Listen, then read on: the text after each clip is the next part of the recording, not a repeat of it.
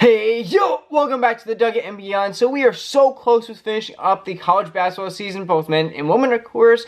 And yeah, we're getting down to seeing basically what is the conference shaking out to be like across the country, and also what is the top 25 shaping out to be. A lot of the teams are doing so well that they have basically kind of solidified themselves in the standings. If they have, they're not going to shoot out at this point or come in too much unless there's just something going on crazy that things just go out of all sorts.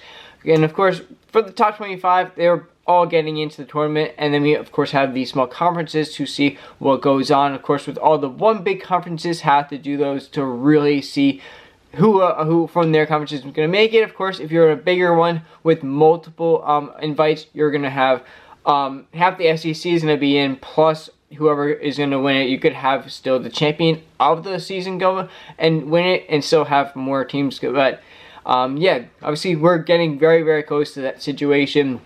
We have obviously some awards that we have kind of shaping out to be how they're probably going to end up at the end also here. And one of them is the John Wooden Award, basically the best player of the in the country all season long. And we have two players right now. One is definitely more in the lead than the other, and then the other one is still pretty far away from the next one, from what it looks like. And yeah, we're coming out with Cooper Flagg #1 right now, around minus 300 odds to win this award. It could fluctuate a little bit as we go on the next couple weeks.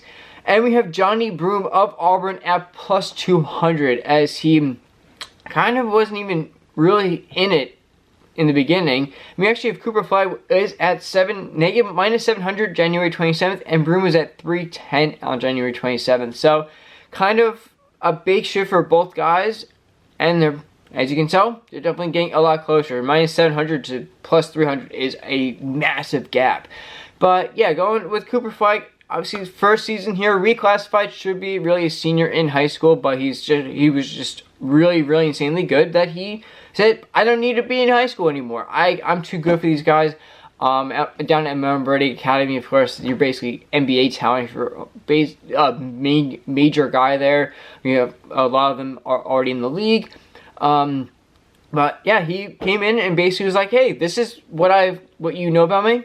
Here it is, and I'm gonna lay it out on the floor. He's done that every single game. 27 games played this year, and he's actually doing so incredible that he's leading every offensive and defensive category.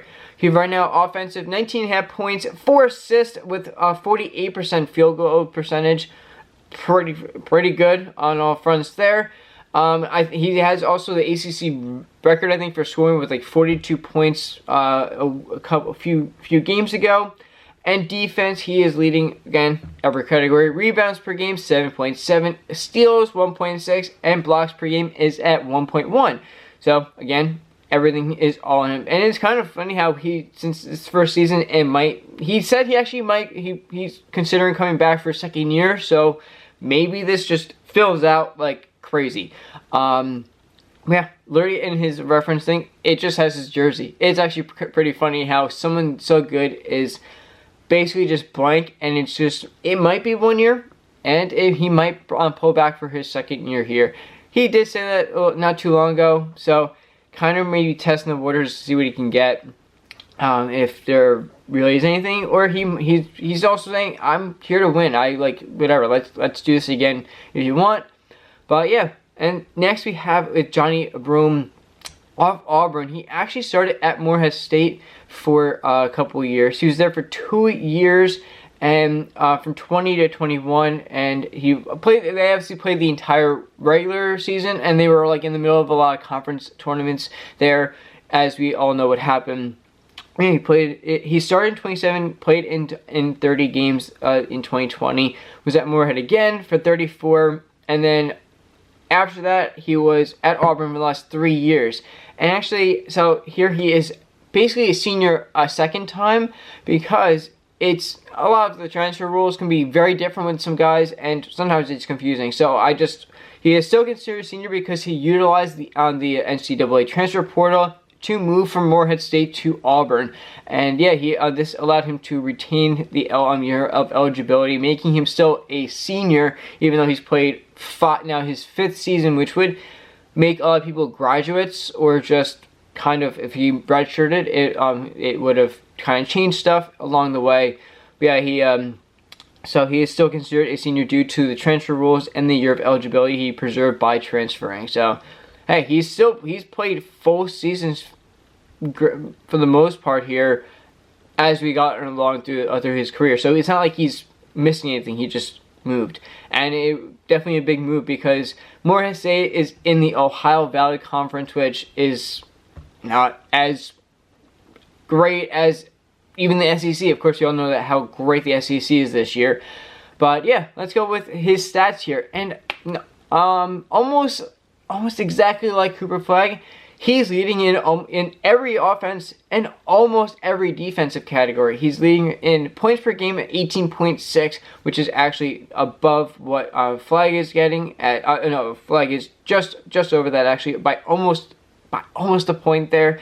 Assists per game at 3.4 and field goal percentage at 50.7. What? That's ridiculous. That's insane.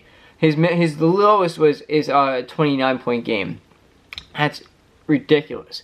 Rebounds per game at 11.1, and this is the only one he's not leading in, is the steals per game, which that's Chad Mazzara at 1.2. And we go back to Johnny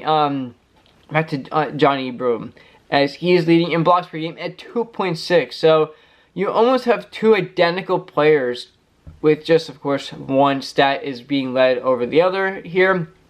But in the end, you have the number 1 team and the number 3 team, three team in the country, three. And we of course have Florida right in the middle. So we have an 18-year-old and a 22-year-old. One's should be a senior in high school, and one's a senior in college. And they're probably both going to the league, but again, might have Cooper Flagg stay for one more year. But this, in the end, is just getting honestly crazy. As a Unity fan, it's kind of like them respecting half the team that they played against, and it's kind of like oh my god, this guy's so good. Like he actually was on their list. They did recruit him. He was like I think UNC was one of the last schools that was on the list with him, but of course he went there.